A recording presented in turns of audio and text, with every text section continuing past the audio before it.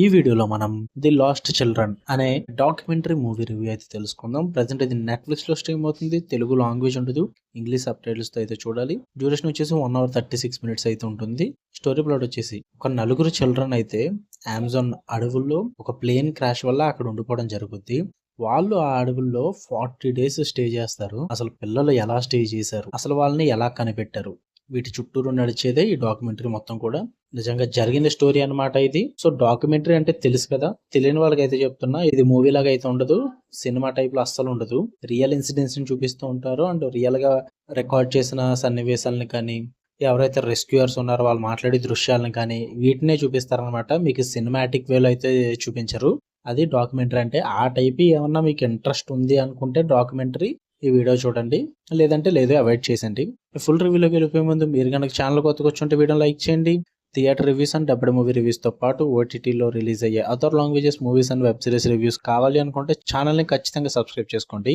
ఇక ఈ డాక్యుమెంటరీ విషయానికి వచ్చేస్తే పర్లేదు భయ్య, బాగానే చూపించారు. అంటే నాకు బాగా నచ్చిన వచ్చేసి ఎమోషనల్ ఇంపాక్ట్, అది మంచిగా చూపించారని చెప్పాలి. 1 hour 36 minutes టైంలో చాలా బాగా చూపించారు, ఎమోషనల్ వేలో చూపించారు. అది నాకు బాగా నచ్చింది. ఏదో చూపించేద్దాం పేరుకి అన్నట్టుగా అయితే ఏం చూపించలేదు, కనెక్ట్ చేశారు మంచిగా. సినిమాటోగ్రఫీ చాలా బాగుంది భయ్య. రియల్ ఫుటేజెస్ చూపించిన విధానం కానీ అండ్ ఆ అడవిని చూపించిన వే కానీ, ప్లేన్ క్రాష్ సీన్స్ కానీ, ఇలాంటివి చాలా చూపించారు. అవన్నీ విజువల్స్ పరంగా కానీ, సినిమాటోగ్రఫీ పరంగా కానీ ఇవన్నీ కూడా చాలా బాగున్నాయి. అండ్ కల్చరల్ రిప్రజెంటేషన్ కూడా ఉంటుంది, ఎందుకంటే వాళ్ళు ఉన్న ఏరియా అటువంటిది. అది మీరు చూసి తెలుసుకోండి. ఆ కల్చరల్ ని చూపించిన విధానం ఏదైతుందో అది చాలా బాగా చూపించారని చెప్పాలి. నెగిటివ్స్ వచ్చేసి పేసింగ్ ఇష్యూస్ ఉంటాయి. డాక్యుమెంటరీ అంటే తెలిసిందే కదా, చాలా డ్రామా నడుస్తుంది. మీకు హై ఇచ్చే సీన్స్ ఏమి ఉండవు, దాని వెనకాల ఏం జరిగింది అన్నది చూపిస్తారు. సో అదంతా డ్రామాలోనే ఉంటుంది. కొన్ని దిక్కున ఆ డ్రామా కొంచెం స్లో అయిందన్న ఫీల్ అయితే వచ్చింది నాకు. కొంచెం బాగా చూపించవచ్చు అన్న ఫీల్ అయితే వచ్చింది.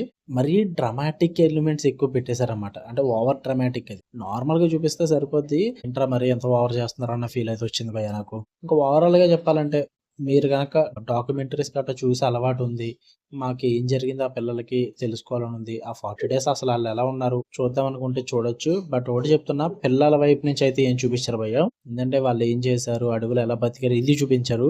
ఓన్లీ రెస్క్యూవర్స్ సైడే. రెస్క్యూవర్స్ ఎలా ఏం చేశారు, వాళ్ళు ఏమేమి నిర్ణయాలు తీసుకున్నారు, వాళ్ళ ఫ్యామిలీస్ ఏం ప్రాబ్లమ్స్ పడ్డాయి, ఇలాంటివి ఎక్కువ చూపిస్తారు అనమాట. సో వాటిని బట్టి మీరు చూడాలనుకుంటే చూడండి. నెట్ఫ్లిక్స్లో ఉంది, తెలుగు లాంగ్వేజ్ ఉండదు, ఫ్యామిలీ వాచబుల్లే. మీకు కనుక రివ్యూ నచ్చితే వీడియోని లైక్ చేయండి, ఛానల్ని ఖచ్చితంగా సబ్స్క్రైబ్ చేసుకోండి. For more interesting videos tap the bell icon. Love you all, by.